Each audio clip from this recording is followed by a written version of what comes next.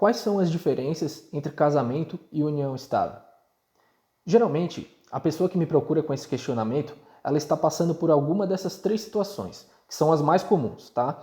Primeiro, ela está em um relacionamento sério com alguém e acredita que isso pode gerar direitos para outra parte se não definir legalmente o que é esse relacionamento, sendo que algumas pessoas acabam tendo até medo ou receio de estar colocando em jogo o seu patrimônio, que muitas vezes foi adquirido com o esforço de uma só das partes, por exemplo. Segunda situação, os companheiros realmente têm essa intenção de gerar direitos com a vida 2, de dar o próximo passo no relacionamento, então querem simplesmente saber qual é a melhor opção de formalizar isso, ou seja, qual instituto seria mais vantajoso para a situação específica do casal, se a união estável ou o casamento. E terceiro, às vezes a pessoa nem está em um relacionamento e busca esse tema apenas a título de curiosidade, como é o caso não só da população em geral, mas também de acadêmicos e advogados que frequentam o canal aqui, que eu sei que são alguns, né? E que querem estudar o assunto com um profissional habilitado, que realmente atua na área. Enfim, seja qual for a situação que você se encaixa, eu acredito que esse vídeo aqui ele vai responder a sua pergunta. Então vamos lá. Uma das diferenças é a maneira como se formaliza o casamento e a união estável.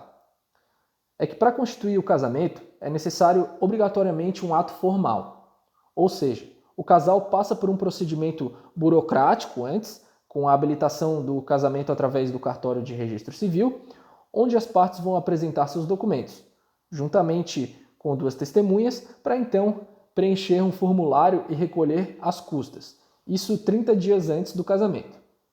Se as partes residirem em bairros diferentes, o cartório ainda tem que publicar o edital de proclamas, que nada mais é do que um documento emitido pelo cartório onde as partes se habilitaram para o casamento e que é direcionado ao cartório localizado onde os noivos residem e que não tenha sido iniciado o processo de habilitação, onde o documento vai ficar afixado por 16 dias. Isso acontece para dar publicidade ao ato, o que vai possibilitar à comunidade a apuração ou não de alguma irregularidade que possa vir a impedir o casamento. Feito isso, os noivos têm que comparecer no cartório na data agendada pelo juiz de paz para celebrar o casamento, onde as partes vão assinar os termos do casamento civil e finalmente receber a certidão de casamento.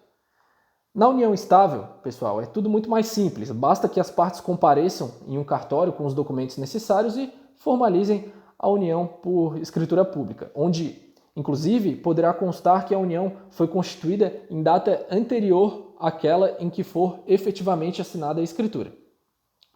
Um detalhe importante é que, ao contrário do casamento, a união estável pode ser reconhecida também mesmo na ausência desse papel, dessa escritura, através de uma ação judicial denominada de ação de reconhecimento de união estável. Para isso, é necessário que o relacionamento desse casal atenda a alguns requisitos legais. Primeiro, ele deve ser público, ou seja, a sociedade deve ter conhecimento sobre essa união. Segundo, ele deve ser contínuo, o que significa que deve ser estável e não constituído por meros encontros casuais. Terceiro, ele deve ser duradouro. Não no sentido de que deve haver um prazo estabelecido, como acontecia no passado, quando a lei exigia mais de 5 anos de convivência, mas sim no sentido de que seja demonstrado que a relação tende a perdurar no tempo. E por último, o principal requisito, e geralmente o mais difícil de ser comprovado, que é o desejo de constituir família. Não necessariamente de ter filhos, mas de realmente compartilhar suas vidas, com apoio moral e material irrestrito entre os companheiros. Bom, dito isso, outra diferença entre o casamento e a união estável é talvez a diferença mais significativa, que é a possibilidade de escolha do regime de bens. Tanto no casamento quanto na união estável, você pode escolher livremente pelo regime de bens, sendo que no casamento isso ocorre através do pacto antenupcial e na união estável isso vai constar na própria escritura. É bom lembrar que os regimes de bens mais comuns são o da separação legal, da comunhão parcial e da comunhão universal. Porém, na união estável existe uma particularidade. É que, conforme dito anteriormente, a união estável ela pode ser reconhecida judicialmente, mesmo sem a escritura pública. Só que na ausência dessa escritura pública, presume-se que o regime de bens adotado pelo casal é o da comunhão parcial, o que pode ser perigoso quando esse não é o verdadeiro desejo de um dos companheiros, já que nesse regime de bens, tudo aquilo que for adquirido após a união é considerado como se fosse das duas pessoas. Então, nesse caso, se acontecer uma separação, todos os bens adquiridos após a data do nascimento da união estável serão partilhados igualmente. Por isso, a importância de registrar essa união, porque assim você pode optar pela separação total de bens, que hoje é o regime que mais vem sendo escolhido aí entre os casais.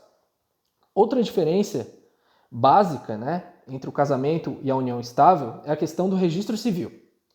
Quando você casa, você altera oficialmente o seu estado civil, que passa a constar como casado. Por outro lado, na união estável, o estado civil permanece como solteiro ou viúvo, enfim. Ou seja, não existe um estado civil diferenciado para quem adota essa união. Tá?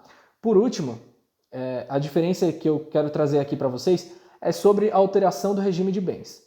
Enquanto no casamento o casal precisa entrar com processo judicial para alterar o regime, na união estável as partes podem fazer isso diretamente no cartório. Basicamente são essas as diferenças, pessoal. Então, com isso dá para perceber a importância de se inteirar sobre o assunto.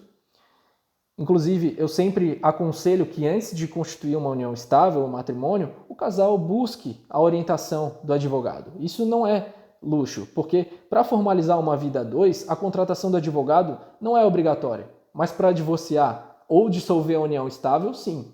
Então, é claro que o advogado ele pode prevenir diversas situações desagradáveis que podem ocorrer lá no futuro, embora as pessoas não casem pensando em coisas ruins, Mas esse é um tema que tem que ser tratado, sim, com maturidade pelo casal, tá? Bom, se esse vídeo te ajudou de alguma forma, curte aqui embaixo, se inscreva no canal e compartilha com alguém que precisa desse conhecimento. Um abraço e até mais!